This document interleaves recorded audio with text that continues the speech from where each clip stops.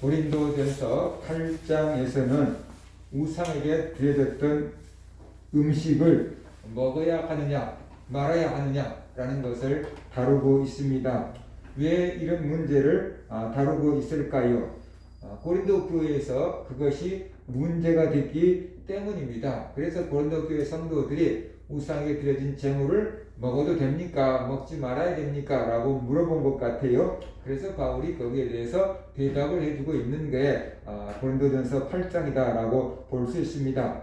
당시에는 고기를 잡을 때 신전에 가서 어떤 제사의식 같은 것을 행한 다음에 고기를 잡았다고 합니다. 뭐 영업이 잘 되게 해달라고 빌었을 수도 있고 그 음식을 먹는 사람이 건강하게 해달라고 아마 빌었을 수도 있는 것 같습니다. 그래서 우상에게 드려진 제물들이 많았습니다. 시장에 나와서 판매되는 것들도 어떤 제사를 드리고 나온 고기들이 많았던 것 같아요. 그래서 고린도전서 10장 21절을 보면 이렇게 말하고 있습니다. 무릇 시장에서 파는 것은 양심을 위하여 묻지 말고 먹으라 라고 말하고 있어요. 시장에서 고기를 사는데 이게 뭐 우상에게 드려졌다가 나온 겁니까? 라고 이렇게 물어봐서 아니다 그러면 사먹고 기다 그러면 놔두고 돌아오는 그런 사람들이 있었던 것 같아요. 그래서 바울은 말합니다. 무릇 시장에서 파는 것은 양심을 위하여 묻지 말고 그냥 먹으라 라고 이렇게 말하고 있습니다. 이것은 시장에서 파는 고기들까지도 우상에게 드려진 다음에 도살된 것이다 라는 것을 말해주고 있기 때문에 그만큼 그때 우상 숭배가 성행했음을 알 수 있고 또 고기들이 우상에게 한번 드려졌다가 나온 것임을 우리가 알 수가 있는 거죠. 고린도 교회 성도들 가운데 어떤 성도들은 우상은 아무것도 아니다. 그래서 우상에게 드려졌던 고기를 먹어도 된다라고 생각하는 사람들이 있었습니다. 그래서 우상의 신전에 앉아서 우상에게 드려졌던 고기를 먹기도 했어요. 커다란 신전이 있었고 거기서 아마 제사를 드리고 거기서 제사 드리고 나온 음식을 또 이렇게 나눠 먹는 식당 같은 것도 있었다고 해요. 그러니까 거기 앉아서 또 이렇게 음식을 나눠 먹고 그래 예전에 예수 믿기 전에 그랬으니까 예수 믿고도 아마 그런 습관을 버리지 못한 사람들이 있었던 것 같습니다. 그들의 생각에는 우상은 이제 아무것도 아니다. 왜냐하면 하나님만이 진짜 신이기 때문이다 라고 이렇게 생각을 한 거지요. 세상에 신이라고 불리는 것들이 많이 있다라고 바울은 말합니다. 하늘에나 땅에나 바다에나 사람들에게 신으로 추정받고 있는 것들이 많이 있잖아요. 그때도 그랬고 오늘날에도 많이 있습니다. 그런데 문제는 그 많은 우상들이 하나님 앞에서는 아무것도 아니다 라고 바울은 말합니다. 왜? 그것들은 진짜 신이 아니기 때문에 오직 진짜 신은 참 신은 하나님 한 분밖에 없다 라고 말해요. 왜냐 그러면 하나님이 세상에 있는 모든 만물을 만드셨기 때문에 하나님만이 진짜 신이고 다른 것들은 하나님 앞에 비하면 신이 아니다 라고 지금 말하고 있어요. 그래서 설령 우상에게 드려진 음식을 먹는다고 할지라도 그 하나님을 믿는 사람에게는 어떠한 영향도 미칠 수 없다 라고 말해요. 이것이 고린도 교회에 있었던 어떤 사람들의 생각이었고 또 바울도 그와 같은 생각을 지금 언급을 하고 있습니다. 그게 맞다는 것이. 그런데 이런 믿음을 가진 사람들이 이제 담대하게 앉아서 우상에게 드려진 음식을 먹고 또 신전에서 같이 음식을 먹고 그랬던 거지요.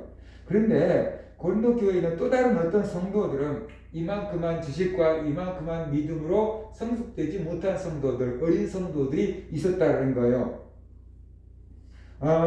제물은 우상에게 드려진 고기라고 생각을 했습니다. 그래서 우상에게 드려진 제물을 먹으면 부정해진다라고 생각을 했고 우상에게 드려진 고기를 먹고 나서 또 양심의 가책을 받고 또 믿음이 흔들리는 그런 사람들이 있었던 것 같아요. 그래서 이 우상에게 드려진 고기를 먹어도 되는지 말아야 되는지 문제에 대해서 고린도 교회에 서로 생각이 나눠졌던 거죠. 어떤 사람들은 그까짓 거 음식이 무슨 상관이 있어? 먹어도 돼. 이제 예수 믿는 사람들은 뭘 먹어도 상관없어 라고 이렇게 생각하며 먹는 사람들도 있었고 반대로 또 그거 먹으면 괜히 그 양심이 꺼림칙한 아마 그런 사람들 그래서 뭐라 그럴까 또 죄를 지었다고 생각하고 부정해졌다고 생각하는 그런 사람들도 있었다라는 거예요. 근데 이제 서로 생각이 다르면 그래 너는 그렇구나 나는 이렇게 믿는다 라고 이렇게 하고 가기가 쉽지 않잖아요. 그래서 상대방을 향해서 이제 비난을 하는 거죠. 그 우상이 아무것도 아니다 라는 믿음을 가지고 우상의 고기를 먹는 사람들은 그걸 못 먹는 사람들 향해서 아이고 정말 예수를 믿으면서도 아직도 저렇게 미신적인 것에 매여 있다니 이렇게 생각할 수 있고 믿음이 저렇게 어려갖고 어떻게 라고 이렇게 생각을 하고 아마 비난했을 수도 있지요. 반대로 우상의 고기를 먹지 않는 사람들은 부정하다고 생각하는 사람들은 우상의 신전에서 고기를 먹는 사람들을 바라보고 뭐라고 했을까요? 저 부정한 사람들이라고 했을 것이고 우상 숭배에 동참했다 라고 생각했겠지요. 그래서 저 사람들은 우상을 섬긴 사람들이야 라고 생각하고 아마 또 정죄하지 않았겠습니까? 그래서 같은 교회 안에서 신앙생활 하는데 고기 우상에 들어있던 그 고기를 먹느냐 안 먹느냐에 따라서 또 이제 서로 패가 나눠진 거죠. 먹는 사람들 파, 먹지 못하는 사람들 파. 그래가지고 서로 이제 비난을 하는 것입니다. 제가 신학대학원 다닐 때도 식당에서 가끔 선짓국이 나올 때가 있었어요. 대부분 사람들은 그냥 선짓국이니까 음식이니까 그냥 기도하고 먹습니다. 그런데 또 아주 특별한 사람들은 그걸 먹지 않습니다. 그걸 왜 먹냐고 성경에서 먹지 말라고 했는데 왜 먹냐고 이렇게 먹는 사람들을 향해서 이의 제기를 하고 왜 신학대학원 식당에서 이런 걸 내주냐고 이렇게 불평을 토하는 사람들이 있습니다. 왜 그러냐고 물으면 성경에서 피채 먹지 말라고 했지 않냐? 피를 먹지 말라고 했는데 그 순대가 피지 않냐? 이게 막 그리고 왜 먹냐라고 이렇게 하면서 이렇게 또 먹지 않는 그런 사람들도 있어요. 이게 설득시키고 가르쳐갖고 될 문제가 아닌 것 같더라고요. 우리는 그게 아니다. 먹어도 된다. 먹든지 마시든지 무엇을 하든지 하는 영광을 위해서 하라고 했지 않냐? 라고 이렇게 쉽게 말하지만 그들은 그런 것들은 먹으면 안 된다라고 아기 때부터 배워온 거예요. 그러니까 몇십 년 동안 배워온 것을 하루아침에 벗어던져버리기가 쉽지가 않잖아요. 그래서 한두 마디 가르쳐갖고는 변하지 않는다라는 것을 알게 됐어요. 바울도 마찬가지인 것 같아요. 그 우상의 제물에 드려진 것은 부정해진 거다라고 이렇게 믿고 있는 사람들 괜찮아 이게 예수 믿으니까 우상은 아무것도 아니야 라고 이렇게 가르쳐서 그들이 같이 먹을 수 있는 상황이 아니고 그들은 그들 나름대로의 또 어떤 기준이 있는 거죠. 그래서 그냥 그들을 인정하고 있는 거로 우리가 보면 된다는 것이 그렇다면 우상에 드려진 고기를 먹어도 될까요? 아니면 먹지 말아야 될까요? 바울은 그것에 대해서 대답을 줍니다. 우상에 드려진 제물은 아무것도 아니다라는 것이 다시 말해서 우상에 드려진 제물이라고 해서 어떤 영적인 힘을 갖고 있는 게 아니다. 그 음식 먹는다고 해서 내가 부정해진 것도 아니고 그 음식 먹었다고 해서 내가 하나님께 못 나가는 것도 아니다 라고 지금 말하고 있어요. 그러면 우상에게 드려진 음식 먹어도 부정해지지 않는다면 마음껏 먹어도 되겠네 라고 생각할 수 있지만 또 그것도 아니다 라고 바울은 말하고 있어요. 그러니까 성도들 입장에서 아니면 기는 기고 아니면 아니라고 하지 왜 이것도 아니고 저것도 아니고 그러냐라고 할 수 있겠지만 바울의 의도는 분명합니다. 우상에게 드려진 음식을 먹는다고 해서 우리가 어떤 피해를 입는 건 절대 아니다라는 것입니다. 그런데 그렇다고 막 먹으면 안 된다라는 것이 왜 그러는가? 문제는 다른 데 있다는 거죠. 너희 지식이 있다고 하는 사람들이 교회 지도자들이 또 뭐라 그럴까 믿음이 좋다고 하는 사람들이 우상의 신전에 앉아서 우상에 드려졌던 고기를 먹고 있는다고 해보자. 믿음 약한 사람들이 드나다다가 보지 않겠느냐? 우리 교회 장로님이 저기 우리 교회 권사님이 저기 우상의 신전에서 음식을 들고 계시네? 라고 보면은 그들이 어떻게 되겠느냐는 거예요. 어떤 사람은 그들도 괜찮아 장로님도 먹고 권사님도 먹고 목사님도 먹으면 나도 먹지 뭐 가서 또 이렇게 먹을 수 있는 사람도 있지만 또 그거 보고 믿음이 흔들리고 실족하는 사람들도 나오지 않겠냐. 목사님이 가자고 장로님이 가자고 하니까 따라가서 먹기는 먹었는데 집에 와서 보니까 아이고 괜히 먹었어 그러면서 양심이 또 그냥 꺼림칙하고 하나편 나가는 거 정말로 죄책감을 느끼는 그런 사람도 있지 않겠느냐라는 거예요. 그렇죠? 믿음 적은 사람들 가운데는 그런 사람들 있잖아요. 그죠? 요즘에는 많이 이제 없어지긴 했지만 우리 보신탕 같은 거 있었잖아요. 그죠? 목사님들 중에 보신탕 되게 다 잘 드시는데 또 안 먹는 분들도 가끔씩은 있어요. 그래서 또 먹는 사회도 그러잖아요. 그걸 먹는 사람들을 막 야만인 취급을 하고 막 바라보는 시선도 있고, 그건 뭐 음식인데 뭐 먹으면 뭐 잘못이야 라고 하는 사람들도 있고 막 그러잖아요. 그때 당시 어떤 음식은 문화인 건데 그런 사람들이 있다라는 거예요. 실망하고 실족한 사람들도 있다라는 거예요. 그래서 바울은 말하고 있는 거예요. 우상에 드려졌던 재물 자체, 먹는 것 자체가 죄는 아니다. 그런데 그것 때문에 믿음이 약한 사람을 실족시킨다면 그게 죄다 라고 지금 말하고 있는 거예요.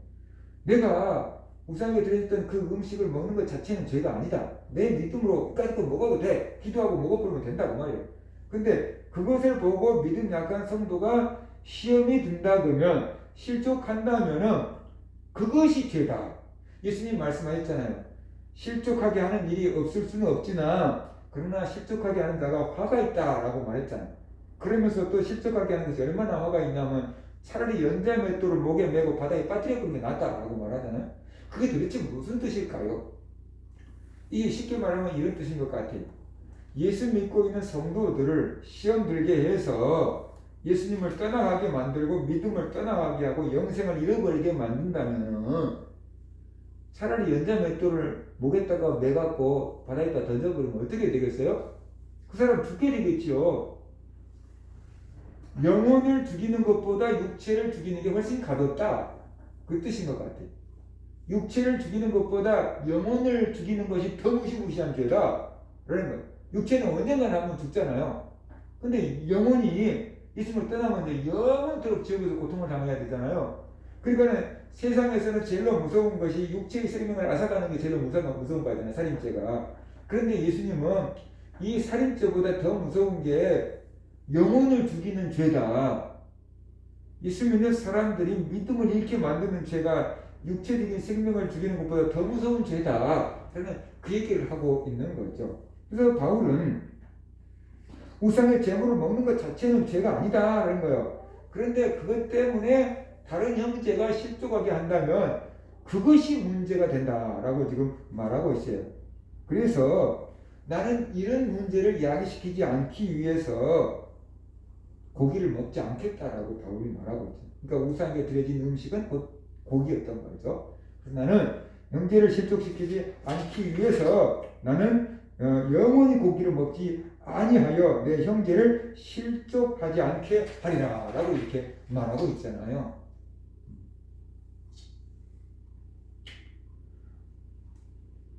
우상에게 드려진 고기를 먹으면 안 되는 게 아니지만 믿음이 어린 성도들을 실족시키지 않기 위해서 고기를 먹지 않겠다고 했어요. 이것이 바울의 각오와 결단이었어요.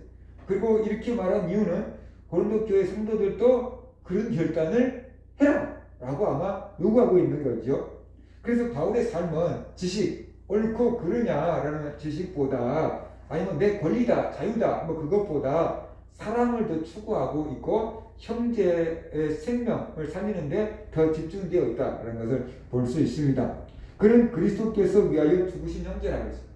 내가 실족시키게 할 수 있는 그 믿음이 어린 성도들은 그리스도께서 살리기 위해서 죽으신 형제들이다라는 거예요. 예수님이 십자가에서 죽어가면서까지 그 사람을 살려놨다. 그런데 나의 잘못으로 인해서 그들을 다시 영적으로 죽음의 길로 가게 한다 그러면은 그것이 얼마나 큰 잘못이냐. 예수님의 십자가를 무력화시키는 거다. 라는 식으로까지 얘기하고 있는 거죠. 그죠? 예수님이 십자가에서 죽으시면서까지 살려놓은 그렇게 소중한 성도를 실족시킨다 그러면 그 죄가 얼마나 무서운 죄냐라고 지금 말하고 있는 거예요. 그래서 그런 죄를 짓지 않으려고 나는 영원토록 고기를 먹지 않을 거다라고 지금 말하고 있는 거지요. 그러니까 우리는 어떻게 하든지 성도들을 실족시키는 일을 하지 않도록 우리가 주의해야 된다. 그런데 내가 뭐 꼭 실족시키려고 해서 실족시킨 그런 경우도 있겠지만 어떤 경우에는 전혀 의도치 않게 날 보고 시험 들고 상처받고 속상한 사람들도 나오기 마련이다라는 거예요. 그러니까 그런 일은 뭐 우리가 원치 않아도 나올 수 있겠지만 그래도 우리는 가급적이면 그런 일이 벌어지지 않도록 좀 조심하며 살아가는 그런 삶이 요구된다라는 것입니다. 그래서 바울은 말합니다. 지식은 교만하게 하며 사랑은 덕을 세운다라고 했어요. 그 지식이 뭡니까? 우상은 아무것도 아니다. 우상의 제물을 먹어도 뭐 나에게는 어떤 영향도 미치지 못한다 라고 하는 그 지식. 그래서 그 지식 갖고 뭐 내가 우상에 신경써 음식을 먹고 있는데 그 지식이 나를 교만하게 만든다라는 거. 그러니까 먹지 못한 사람들을 뭐랄까 무시하고 이제 믿음이 안 되겠지 막 이렇게 하니까 교만하게 만든다. 그러나 사랑은 덕을 세운다. 그 지식 위에다가 사랑을 지금 바울은 얹고 있는 거죠. 그래서 사랑은 덕을 세운다라고 말했어요. 내사에 옳고 그름만 따지는 사람도 있습니다. 정의를 추구하는 사람도 있습니다. 뭐 사회에는 이런 사람들이 반드시 있어야 되죠. 젊어서는 그럴 수도 있어요. 그런데 나이가 들수록 정의를 추구하는 것보다 사랑을 세우는 것이 더 필요하구나라는 것을 알게 되는 거죠. 그래서 덕을 추구하게 된다는 거죠. 바울은 지식, 옳고 그름보다 덕을 추구하며 살라라고 말했어요. 옳고 그름을 칼로 두부자라서 딱딱딱딱 잘라줘가지고 그 사람을 변화시키고 그 사람의 생명을 살리기는 쉽지가 않습니다. 법정에서 형벌을 가해가지고 사람을 변화시키는 것은 별로 없잖아요. 정말 살고 나와가지고 개과천선한 사람도 있지만 다시 들어가는 사람이 많잖아요. 그러나 우리나라 청소년 호통 판사라고 하는 분이 있잖아요. 천동호 씨인가요? 호통을 치는 판사님 있잖아요. 그분은 청소년들을 위주로 재판을 하는 판사인데, 가정법원 판사인데, 그 잘못을 저지른 청소년들을 불러다 놓고 그 부모님들을 모셔다 놓고 그가 내린 벌이 그거예요. 엄마 아빠한테 죄송하다고 진심으로 한 3번 외쳐라. 그러면은 법정에서 재판을 받는데 이제 청소년들이 어머니 아버지 죄송합니다. 어머니 아버지 죄송합니다. 어머니 아버지 죄송합니다. 그러잖아요. 그러면 또 이제 어머니 아버지에게 또 말해요. 그러면 어머니 아버지가 또 자녀를 향해서 뭐라고 하냐 그러면은 내가 널 사랑한다. 내가 널 사랑한다. 내가 널 사랑한다. 그렇게 또 외치게 해요. 그러다가 뭐 또 부둥켜 안고 막 엉망 울어요. 다시는 이런 데 오지 말아라 라고 또 이렇게 뭐랄까 금방 훈계 이렇게 조치를 취해서 보내는 그 판사님이 있잖아요. 그래서 그 학생들이 변화가 돼가지고 재판을 받은 다음에도 계속 인간관계를 이어가고 있다라고 이렇게 얘기를 하는 거예요. 그래요. 우리가 옳고 그름을 따지는 것도 중요하지만 그거 갖고 사람을 살리기는 어려워요. 그런데 우리가 덕을 추구하면 사랑으로 덕을 추구하면은 사람을 실족시키지 않을 수 있고 사람을 살릴 수도 있고 사람을 변화시킬 수도 있다라는 것이에요. 내게 자유가 있어요. 이것을 내 마음대로 할 수도 있고 안 할 수도 있고 자유가 있어요. 그러나 때로는 내가 다른 사람들을 살리기 위해서 내 자유를 기꺼이 양보할 수도 있고 포기할 수도 있는 것, 바로 그것이 더욱더 성숙한 삶이다라고 지금 말하고 있는 거죠. 내 자유와 내 권리를 다 주장하고 찾아먹을 수도 있지만 저 사람을 위해서, 다른 사람을 위해서 남에게 또 피해가 되면은 내 권리를 조금 양보할 수 있는 것, 그것이 덕을 세우는 거고 그것이 사랑을 실천하는 거다 그런 것이. 오늘날 같은 거로 우리가 얘기를 해본다 그러면 이제 우리가 이 코로나로 인해서 마스크를 쓰고 있는 지가 거의 횟수로는 3년인데 날씨가 점점 더워지면서 마스크를 쓰고 있는 것이 사실 쉽지 않잖아요. 실내에서는 아직까지는 마스크를 쓰게 돼 있잖아요. 지하철이나 버스 뭐 이런 데서는 마스크를 써주는 것이 지금까지는 옳다는 거예요. 그런데 내가 답답하다고 마스크 벗고 막 이렇게 있으면은 다른 사람에게 피해가 되잖아요. 설령 그 사람이 코로나에 감염되지 않았다고 할지라도 다른 사람들 입장에서는 그만큼 불안한 거잖아요. 그러니까 내가 답답할지라도 나를 위해서, 이웃을 위해서, 다른 사람을 위해서 마스크를 써야 될 곳에는 마스크를 쓰고 있는 것, 바로 그것이 덕을 세우는 거다. 내 자유인데 뭐 쓰든지 말든지 뭔 상관이야. 이런 사람들은 아직 자기만 생각하는 이기적인 그런 삶을 살고 있는 것이고, 뭐 벗을 수도 있겠지만 다른 사람들을 위해서 또 이렇게 쓰자라고 이렇게 규칙을 지켜간다 그러면은 그것이 덕을 세우고 사랑을 실천하는 것이다라고 볼 수 있어요. 그래서 바울이 가르쳐준 어떤 생활 방식, 삶의 원리는 그거인 것 같아요. 나에게 자유가 있다, 나에게 권리가 있다. 그렇지만 그 자유를 다 쓰지 마라. 그렇지만 그 자유를 다 쓰지 마라. 어쩔 때는 내 자유와 내 권리를 마음껏 주장하다가 다른 성도가 실족할 수 있을 것 같으면 주님을 떠나갈 수 있고 상처받을 수 있을 것 같거든. 내 자유도 좀 양보하고 내 권리도 좀 양보해라. 그래서 형제를 실족시키지 않게 해라. 그것이 하나님 앞에 덕을 세우는 거고 사랑을 실천하는 것이다. 교회 성도들이 그런 마음을 먹고 살아간다 그러면 서로 조금 다른다고 할지라도 막 서로를 향해서 비난하고 파고 갈려지고 싸우고 상처 주고 상처받는 일이 없을 거다. 서로를 그렇게 배려해주고 덕을 세우려고 노력하는 교회는 또 사람들이 모이게 될 것이고 하나님의 은혜도 넘치게 될 것이다 라고 하는 것이 바울의 가르침이다 라고 볼 수 있습니다. 우리 모든 성도들이 이 바울의 가르침처럼 우리가 옳고 그름도 중요하지만 사랑을 실천하고 덕을 실천하고 사람을 살리며 살아가는 그런 성도들 되시기를 주의 이름으로 축원합니다.